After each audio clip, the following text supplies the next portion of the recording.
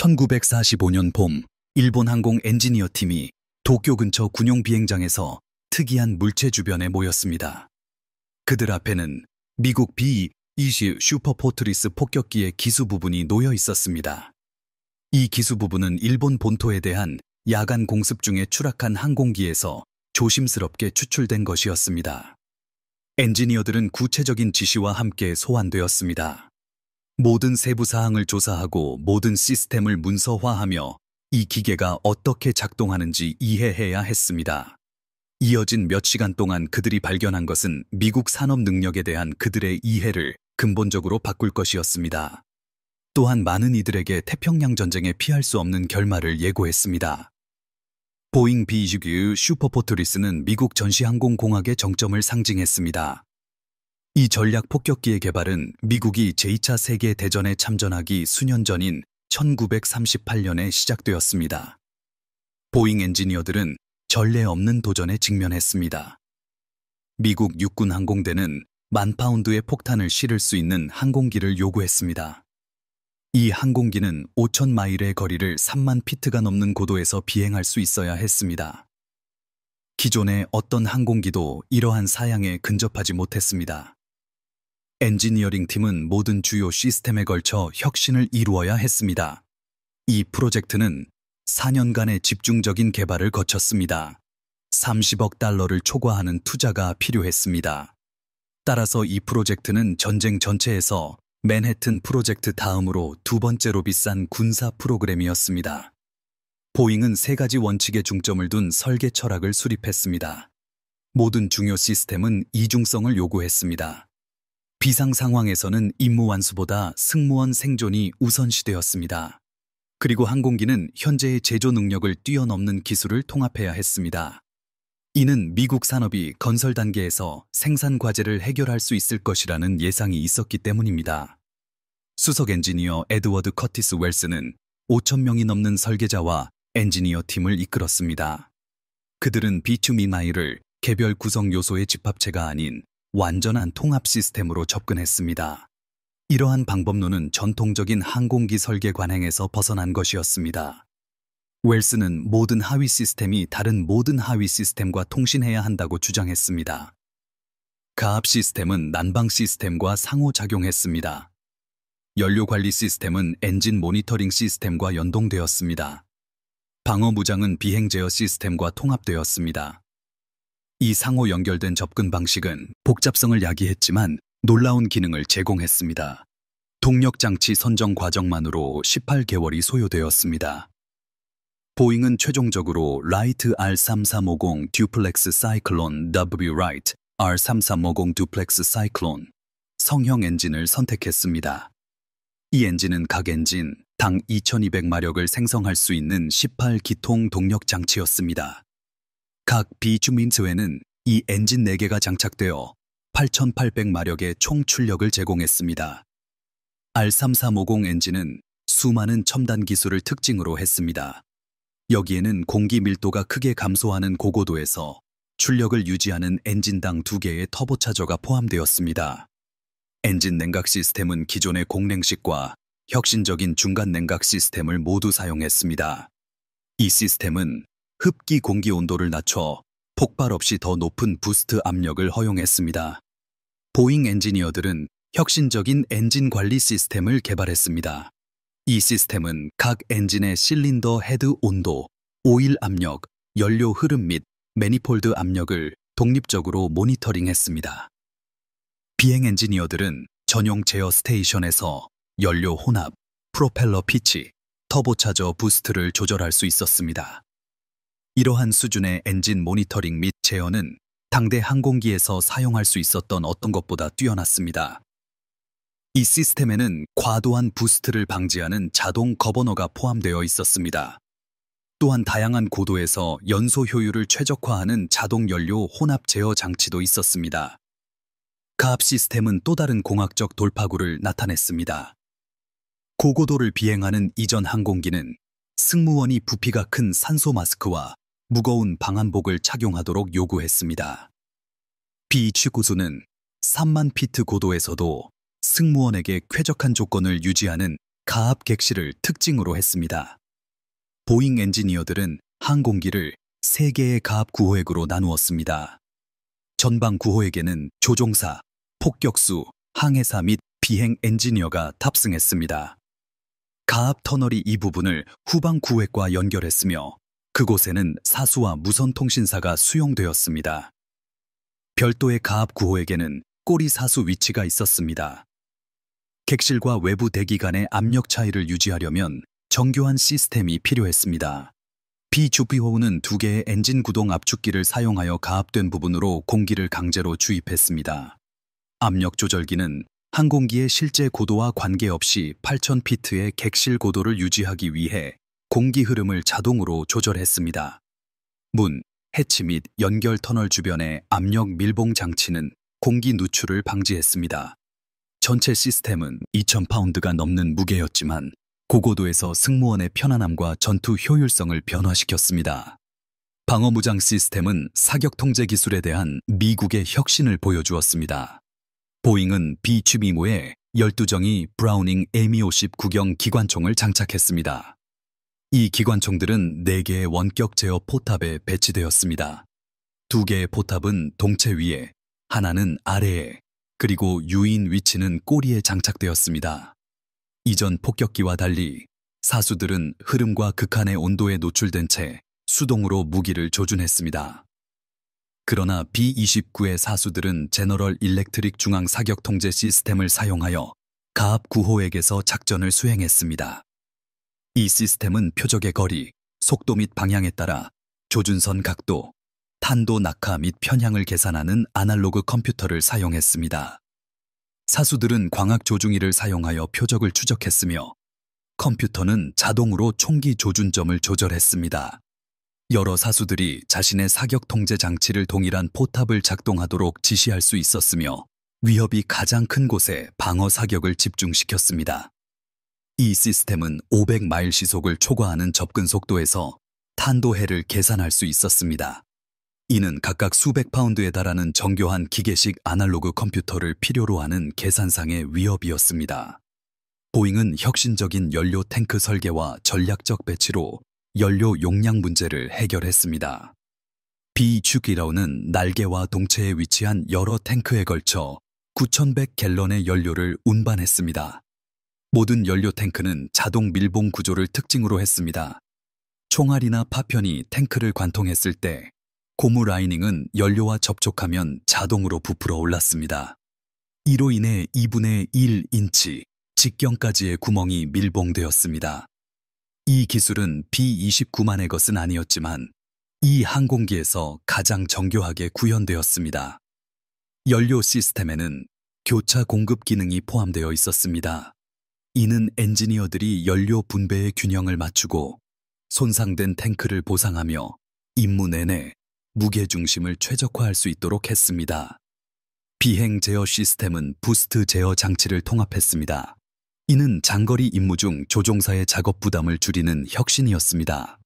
유압 액추에이터는 제어 표면 이동을 보조하여 조종사들이 과도한 신체적 노력 없이 거대한 항공기를 조종할 수 있게 했습니다. 이 크기의 재래식 폭격기는 2명의 조종사가 함께 협력하여 선회 또는 고도 변경을 수행해야 했습니다. 한 명의 B-29 조종사도 수시간 동안 항공기를 편안하게 조종할 수 있었습니다. 제어 시스템에는 모든 주요 표면에 트림 탭이 포함되어 조종사들이 장시간 동안 수동 조작 없이 비행할 수 있도록 했습니다. 보잉 엔지니어들은 또한 시야 확보가 필요한 승무원 위치에 필렉시글라스를 광범위하게 사용하는 선구자였습니다. 폭격수 스테이션은 탁 트인 전방 시야를 제공하는 커다란 투명 기수 부분을 특징으로 했습니다. 이 설계는 이전에 제조된 어떤 것보다 훨씬 크고 두꺼운 플렉시글라스 패널 개발을 필요로 했습니다. 이 재료는 압력 차이를 견디고 온도 변화로 인한 미세 균열에 저항하며 광학적 선명도를 유지해야 했습니다. 보잉은 로맨 하스, 로헤젬 앤 하아스와 협력하여 이러한 특수 패널의 제조 공정을 개발했습니다. 폭탄창 설계는 미국의 전략 폭격 교리를 반영했습니다. B-29는 임무 요구 사항에 따라 다양한 무장 하중을 운반할 수 있었습니다. 최대 적재 용량은 단거리 임무의 경우 2만 파운드에 달했습니다. 그러나 표준 장거리 임무는 일반적으로 10,000에서 12,000파운드를 운반했습니다. 폭탄창은 개별 무기를 정확하게 순차적으로 투하할 수 있는 롤러트랙 투하 시스템을 특징으로 했습니다. 폭격수들은 원하는 표적 지역에 걸쳐 원하는 충격 패턴을 달성하기 위해 투하 간격을 프로그램할 수 있었습니다. 비준비정후에 탑재된 항법 장비는 어떤 동시대 폭격기보다 뛰어났습니다. 항해사 스테이션에는 표류 측정기, 천체 항법 잠망경, 레이더 스코프가 포함되었습니다. 또한 종합적인 플로팅 도구와 항법 테이블 컬렉션도 있었습니다. NAPQ-13, AN/APQ-13 레이더 시스템은 지상 매핑 기능을 제공하여 항해사들이 육지나 해상에서의 위치를 확인할 수 있게 했습니다. 이 레이더는 100마일을 초과하는 거리에서 해안선을 감지할 수 있었고 30마일 거리에서 개별 지형 특징을 식별할 수 있었습니다. 태평양을 가로지르는 섬 건너뛰기 캠페인에 이러한 항법 능력은 필수적이었습니다.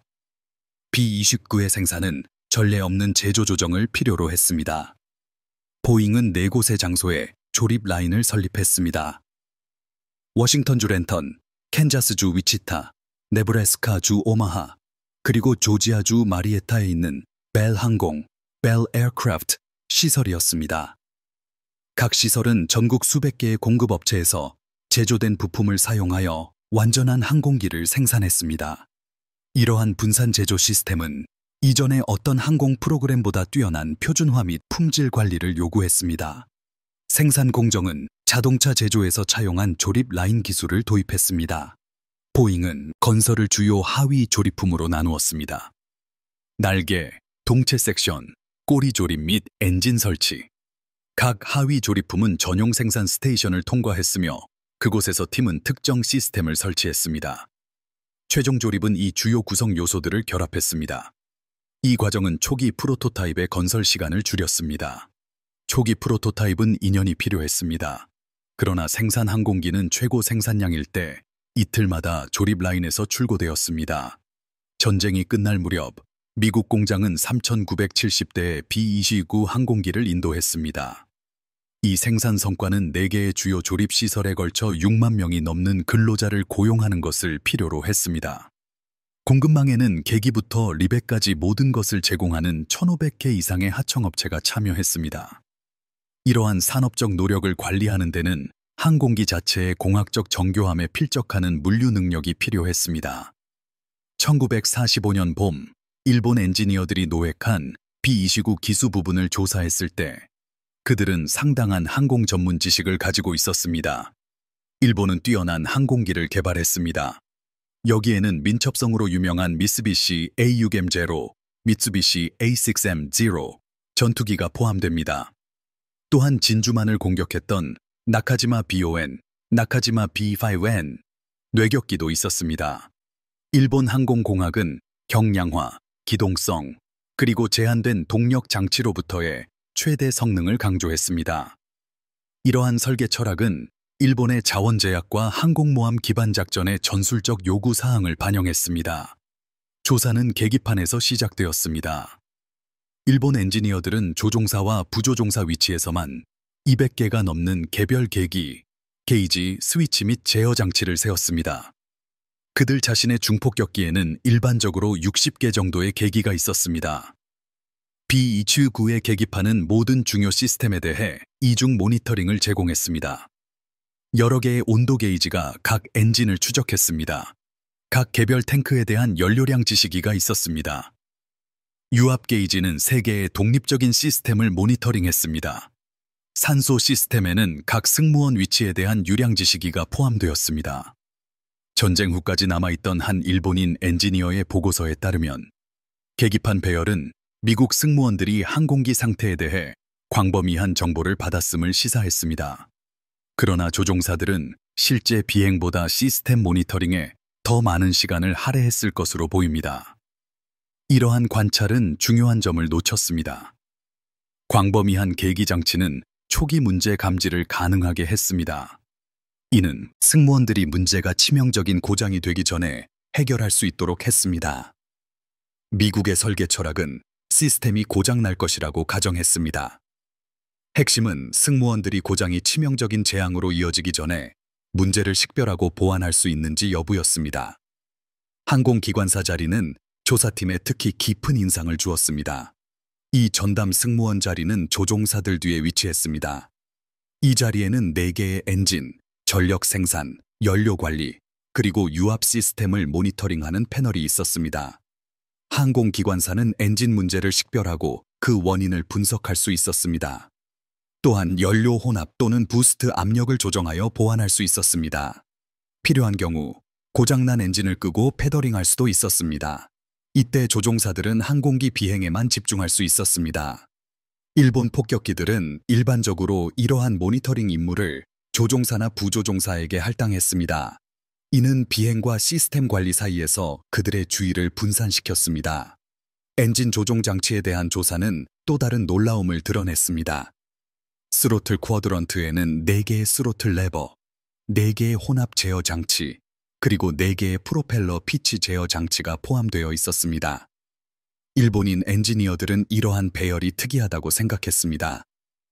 일본 항공기들은 일반적으로 모든 스로틀을 함께, 모든 혼합 제어 장치를 함께, 모든 피치 제어 장치를 함께 묶었습니다. 비추부군은 엔진별로 조종 장치를 배열했습니다. 예를 들어 첫 번째 엔진의 모든 조종 장치가 함께 묶여 있었습니다.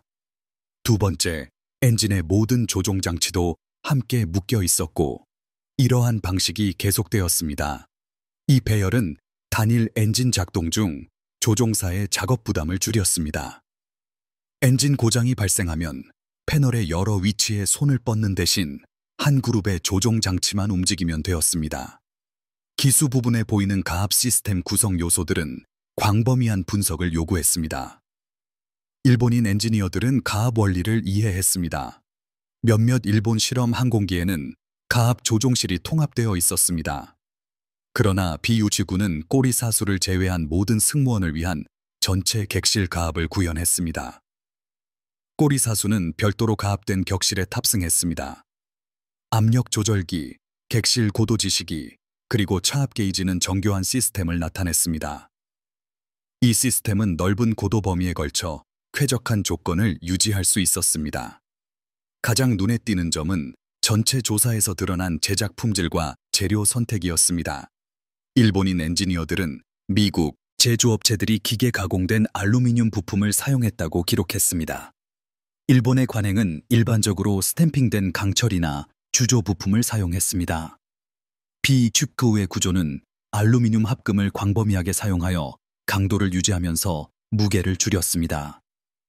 유압 라인은 적절하게 보호된 경로를 특징으로 했습니다. 일본 항공기의 경우 라인이 종종 내부 공간을 통해 노출된 채로 지나갔습니다.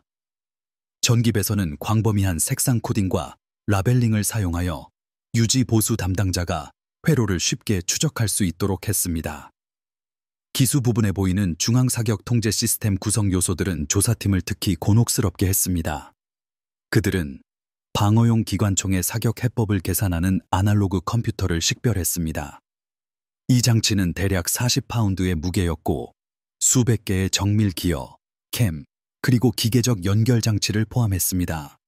일본인 엔지니어들은 이것이 자신들이 따라올 수 없는 계산 능력을 나타낸다는 것을 인식했습니다. 일본의 방어용 기관총 시스템은 개별 사수의 기술에 의존했습니다.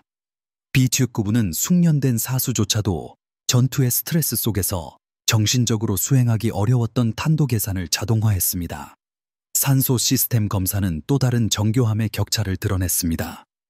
미국인 엔지니어들은 각 승무원 자리에 고도 변화를 자동으로 보상하는 산소 흐름을 제공하는 조절기를 장착했습니다. 일본 폭격기들은 산소를 낭비하고 수동 조정을 요구하는 더 간단한 연속 흐름 시스템을 사용했습니다. 비주위구의 수요 조절 시스템은 산소를 절약했습니다. 동시에 항공기 고도나 기동과 관계없이 승무원들이 충분한 공급을 받도록 보장했습니다. 잔해에서 분명히 드러난 품질 관리 기준은 일본의 제조 관행을 넘어섰습니다. 모든 부품에는 제조사, 생산 날짜, 그리고 합격 검사 스탬프를 나타내는 식별 표시가 있었습니다. 전체적인 패스너는 일관된 토크 적용을 보여주었습니다. 페인트 마감은 균일하게 보였습니다. 충돌 손상으로 내부 구조가 노출된 곳을 제외하고는 노출된 금속 부분이 없었습니다. 이러한 세부 사항들은 미국 공장들이 대량 생산 중에도 품질 표준을 유지했음을 시사했습니다. 이러한 표준은 수제 프로토타입에 대한 일본의 표준과 일치했습니다. 전쟁 후 번역된 한 조사 보고서에는 특히 의미심장한 구절이 담겨 있었습니다. 그 엔지니어는 미국 산업이 마치 자원이 무한한 것처럼 비투민 강우를 만들었다고 기록했습니다. 광범위한 중복은 상당한 중량 페널티와 제조 복잡성을 의미했습니다. 그러나 미국 설계자들은 임무 성공과 승무원 생존을 보장하기 위해 이러한 비용을 감수했습니다. 제한된 자원의 제약을 받은 일본의 엔지니어링은 효율성을 최적화했습니다. 일본 폭격기는 중량 감소를 통해 덜 강력한 엔진으로도 동등한 속도를 달성할 수 있었습니다. 그러나 이러한 효율성은 생존성 감소와 제한된 탑재량이라는 대가를 치렀습니다. 보고서는 냉검한 관찰로 이어졌습니다. 비주특기고는 단순히 진보된 항공공학만을 의미하지 않았습니다. 이것은 그러한 복잡한 기계를 대량으로 제조할 수 있는 미국의 산업 역량을 대표했습니다. 일본 정보부는 B-29 생산 수치를 보고했습니다. 조사팀은 이제 이 수치들이 선전이 아닌 현실을 반영한다는 것을 이해했습니다. 미국 공장들은 매일 여러 대의 B-29 항공기를 인도했습니다. 동시에 수천 대의 전투기, 중형 폭격기, 그리고 수송기를 생산하고 있었습니다. 일본의 전체 항공산업은 모든 유형을 통틀어 한 달에 100대의 전투기 생산에도 어려움을 겪었습니다. 또 다른 엔지니어는 일본의 전략적 위치에 대한 함의를 언급했습니다. B-29의 항속거리는 마리아나 제도의 기지에서 일본 본토를 공격할 수 있게 했습니다. 이는 대략 1500마일의 거리였습니다. 일본 전투기들은 그러한 폭격기가 존재한다고 해도 동등한 임무에서 폭격기를 호위하기에 충분한 항속거리를 가지고 있지 않았습니다. B-29는 사실상 무적 상태로 일본을 공격할 수 있었습니다. 일본 전투기들은 일부 공습을 요격할 수 있었습니다. 대공포 화력이 일부 항공기를 손상시킬 수도 있었습니다. 그러나 체계적인 방어는 불가능해 보였습니다. 엔지니어들은 일본 군사령부에 제출된 상세 보고서에 자신들의 발견을 기록했습니다. 이 보고서들에는 계기와 제어 장치의 기술 도면, 부품 사진, 그리고 설계 선택에 대한 분석이 포함되어 있었습니다. 여러 보고서는 미국의 항공 기술이 일본의 능력을 압도적으로 초과하여 점진적인 개선으로는 따라잡을 수 없다고 명시했습니다. 따라잡기 위해서는 일본 산업과 공학교육의 근본적인 재구조화가 필요했을 것입니다. 이는 일본이 더 이상 가지고 있지 않은 몇 년의 노력이 필요한 일이었습니다. 모든 일본 군사 지도자들이 이러한 결론을 받아들인 것은 아니었습니다. 일부는 일본 조종사의 기술과 투지가 기술적 결함을 보완할 것이라고 주장했습니다. 다른 이들은 미국 항공 승무원의 자질이 그들의 장비에 뒤처져 일본군에게 기회를 만들 수 있다고 제안했습니다. 그러나 회수된 B-29 부품의 전투, 손상 패턴을 조사한 결과는 다른 이야기를 들려주었습니다. 그 항공기는 광범위한 손상을 견디고 계속 비행할 수 있었습니다. 자동 밀봉 연료 탱크는 여러 번의 피격 후에도 화재를 방지했습니다. 중복된 제어 시스템은 개별 부품 고장 후에도 조종사들이 통제력을 유지할 수 있도록 했습니다. 견고한 구조와 정교한 시스템의 결합은 파괴하기 매우 어려운 항공기를 만들어냈습니다. B-29 조사 보고서의 심리적 영향은 엔지니어링 팀을 넘어섰습니다. 전투에서 폭격기를 만난 일본 전투기 조종사들도 항공기의 능력에 대한 엔지니어들의 존경심을 공유했습니다. 3만 피트 고도에서 B-29 편대를 요격하려면 조종사들은 항공기 성능의 극한계에서 작동해야 했습니다. 일본 전투기들은 이 고도에서 기동성과 화력이 감소했습니다.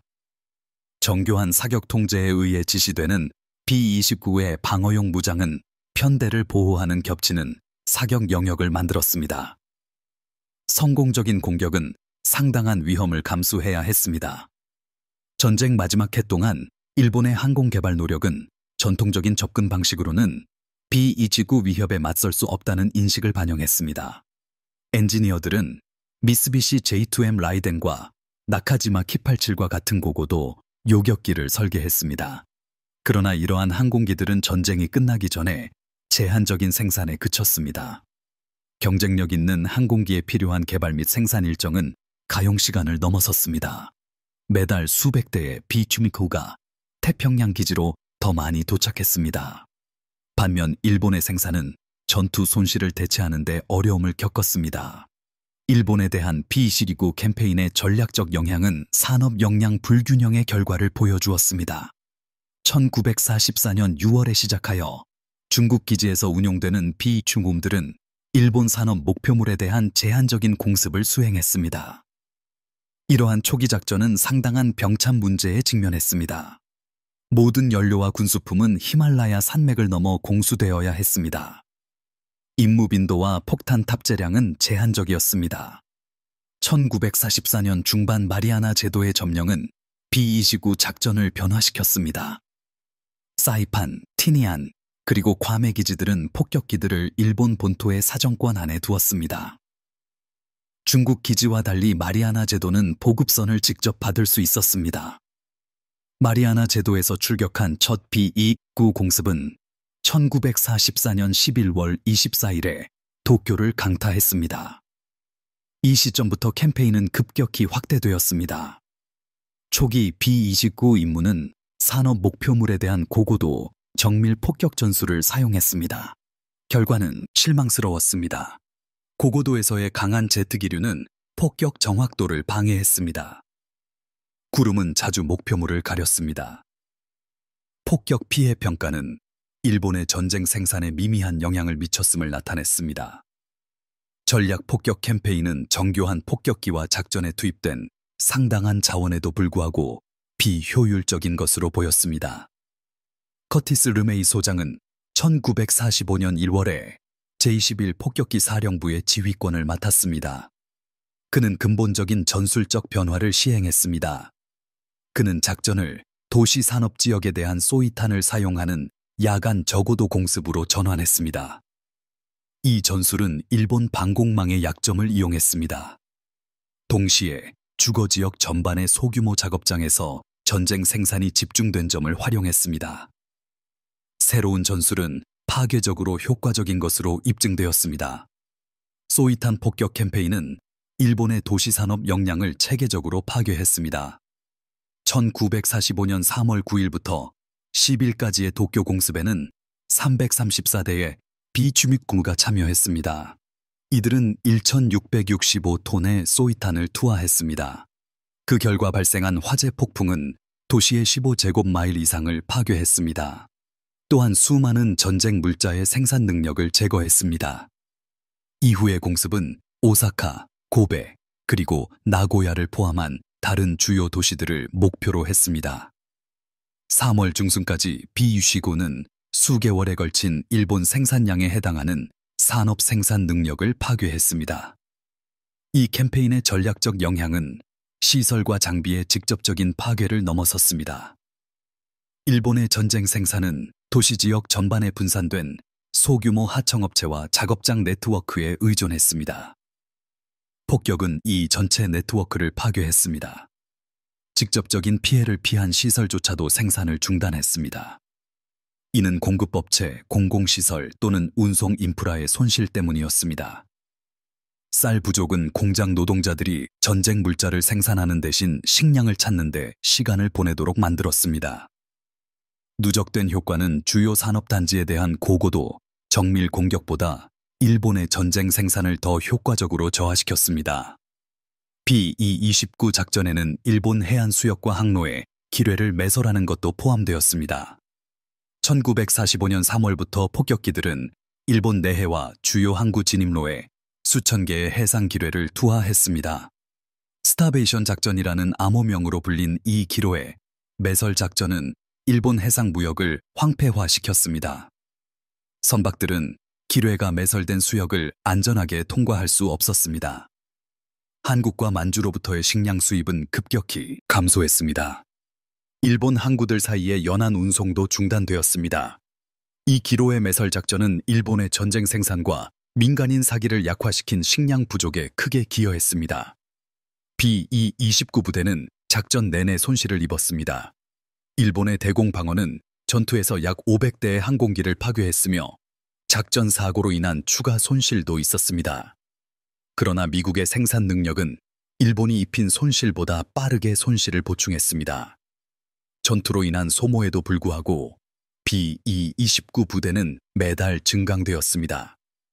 1945년 8월까지 1000대가 넘는 B-29대가 마리아나 기지에서 작전을 수행했습니다. 500대가 넘는 항공기가 참여하는 임무 규모는 일상이 되었습니다. 일본의 대공방어는 산업 능력에 피할 수 없는 파괴를 지연시키는 것 외에는 거의 할 수 없었습니다. 1945년 8월의 원자폭탄 임무는 B-29의 능력을 최종적으로 보여주었습니다. 이 항공기는 약 9,000kg이 넘는 무기를 약 4,800km의 거리를 가로질러 대부분의 일본 전투기의 유효 고도보다 높은 고도에서 운반할 수 있었습니다. 509 혼성 비행단의 B-29 기종인 이놀라 게이호는 8월 6째 날 히로시마에 첫 번째 원자폭탄을 투하했습니다. 사흘 후 복스카호는 나가사키에 두 번째 무기를 투하했습니다. 이 임무들은 전쟁 전체에서 가장 역사적으로 중요한 폭격기 작전이 되었습니다. 1945년 봄 B-29의 기수 부분을 조사하던 기술자들은 미국의 산업 및 기술적 우위가 일본의 승리를 불가능하게 만들었다는 것을 이해했습니다. 조종석 계기판, 정교한 시스템, 제조 품질, 그리고 모든 부품에서 명백한 설계 철학에서 그 증거를 찾을 수 있었습니다. 이 단일 항공기는 일본 산업이 감히 맞설 수 없는 능력을 보여주었습니다. 미국 공장들은 이러한 항공기를 거의 4,000대 가까이 생산했으며 동시에 수만 대의 다른 전투기도 건조했습니다. 산업전쟁의 산술은 어떠한 낙관적인 결론도 허용하지 않았습니다. 1945년 일본의 상황은 1941년과 전혀 달랐습니다. 당시 일본 산업은 완전 가동 상태였고 군사력은 온전했으며 제국은 동아시아와 태평양 전역의 자원 풍부한 영토를 지배했습니다. 1945년 봄 무렵 미국의 잠수함 작전은 해상 보급선을 차단했습니다. B-29의 공습은 생존한 산업들이 수리할 수 있는 것보다 빠르게 생산시설을 파괴했습니다.